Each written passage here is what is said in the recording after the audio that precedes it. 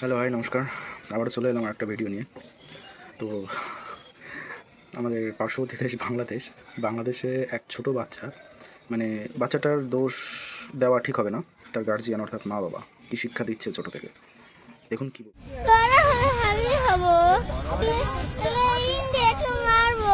তো আপনারা দেখতেই পেলেন ভিডিওটি।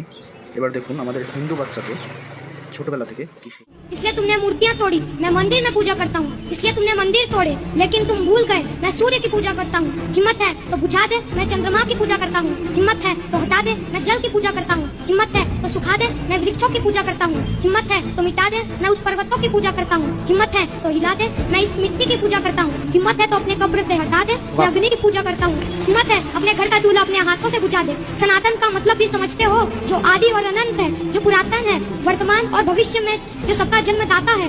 গর্বের সাথে বলো আমি হিন্দু, আমি গর্বিত।